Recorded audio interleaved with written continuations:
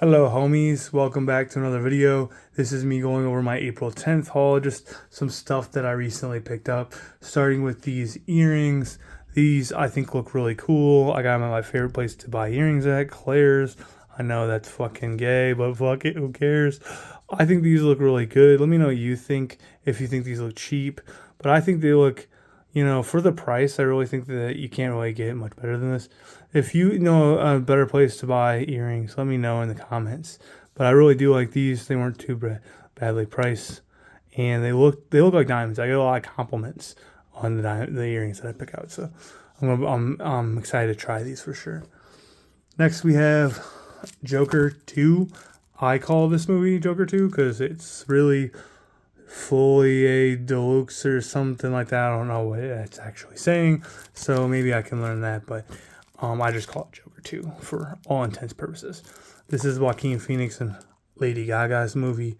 This is the second movie with Joaquin Phoenix as the Joker. I enjoyed this movie. I think it was good. I know a lot of people did not like this movie. I watched it in theaters. I watch a lot of movies in theaters when they come out. I enjoy going to the movie theater quite a great deal. I know why people didn't like this movie. One reason is because it's a musical, which is fair. I think that if you're not a fan of musicals, it's not gonna make me mad. And I get it. I get it. Musicals are not for everybody. Some people just don't want music, like people singing like that in a movie. I get it. It's totally fine. So if that's not your jam, then you know what? Musicals are kind of a niche. There's not that many of them. There's a few of them sprinkled throughout the cinema. Um, so I get it. A lot of people didn't like this movie because it wasn't really connected to a whole lot other than Joker 1. And people were like people are always guessing within comic book movies, like, oh, what characters are going to be in the next one. You know what I mean? That's part of the fun of being a fan of comic book movies and TV shows and stuff that come out. You're always like, oh, what character is going to be in that? And that's kind of the fun. So I get why people, seeing this movie and they introduce Harley Quinn, and it doesn't really feel like it's happening in a DC universe, even though obviously it is, but it feels really real, grounded. And I like that. I do, because it's a different take. So I quite enjoy this movie, for its representation. I think it has an interesting message.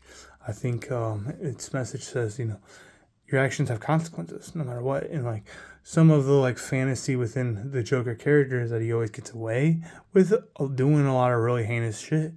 Well, Arthur doesn't get away with it. You know what I mean? Spoiler, Arthur doesn't get away with it. And I think that's an interesting message to say, hey, your actions have consequences. So if you haven't seen this movie, I recommend watching it. It is cool. The music I think is cool in it, and the story that it tells I think is really interesting. And it's fun. I think it's fun, even though it's also a tragedy. Go ahead, watch it. Tell me what you think about it. If you have seen it, tell me what you think about it. I quite enjoyed it. I thought it was definitely a lot better than Madam Web. I never watched Craven the Hunter because it also got bad reviews. So let me know in the comments if you liked Craven the Hunter and what you thought about Madam Web, because I still have not bought that movie, even though eventually I do want it for my collection, but I'm not going to spend a lot for it, that's for sure. Okay, moving on. That was a little side tangent. How I feel about the Sony Marvel films. Ha ha ha ha. So next we're going to be talking about My Hero Academia a little bit. This is volume number 40. I picked it up at Walmart. I was excited that they had it. Really interesting impulse buy. I've been collecting the My Hero Academia manga. I actually have all of 1 through 39. I've not read any of them yet. I know that this is actually farther than where they are in the anime. I kind of spoiled myself a little bit by looking at some of the pictures. So I think some more crazy stuff. This is a really cool anime. It's superhero stuff. You're going to find out pretty quickly that I am a big fan of superheroes. This is superhero manga anime, so it's right up my alley with what my favorite stuff is. I've always been a big anime fan for a long, long time, even though I, still cling to Marvel and DC as my number one and number two fandoms.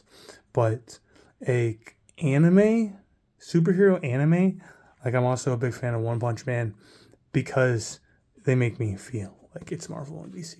And that's exciting to me. I think My Hero Academia, I think, does hold itself back sometimes. And it's just starting out. So I can forgive it. It's still telling you the story of Deku that it wants to tell. And it's slowly introducing characters. And it is world building. So we'll see what happens in the future of My Hero Academia, because I think it's very promising. Also, One Punch Man, even though that stuff has been coming out very slowly, not as fast as My Hero Academia, which is having like a new season every year. But one thing that I think that I hope gets better is the support gear, like the mech suits and like gadgets and inventions, to where like somebody who has a lesser quirk, because the My Hero Academia world is actually pretty interesting with the fact that it's everyone on the planet has some sort of power, which is not true in Marvel and DC. But some of the powers are really useless. So it's interesting because in Marvel and DC, there are characters without powers that are powerful superheroes in their own right, like Batman or Iron Man, characters that use gadgets, intelligence, or technology to fight crime. You know, there isn't a lot of characters in My Hero Academia, or really any.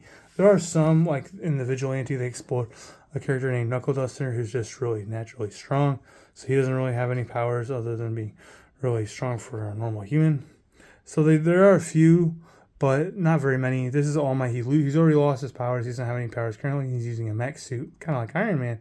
But it looks like he gets defeated pretty easily, which is sad because I know that All For One is really powerful and he has a lot of powers, but I like the idea of, you know, the everyman who doesn't have power, being able to go up against someone really powerful, at least for a longer amount of time than it seems like he does battle this dude. So we'll see, you know, once I do get to this part in the story, how it ends up going down. I don't know if this is right where I'm at, or if I'm a little bit before this. I think I'm a little bit before this, honestly, where the anime is. If you know, let me know in the comments.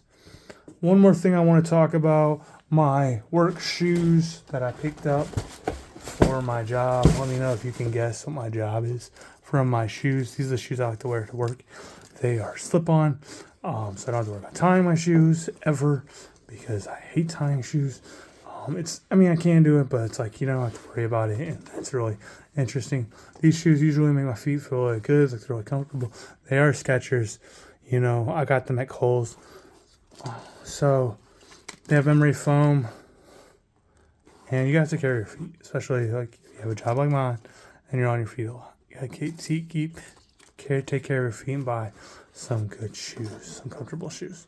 Before I let you go, some advice for life. Your vibe attracts your tribe. So hang out with people who celebrate you and instead of tolerate you. Look for people. That's your words of wisdom for this video. Look for people who celebrate you instead of tolerate you. Your vibe attracts your tribe. All right, bye, homie G's. Have a fantastic day. Take care.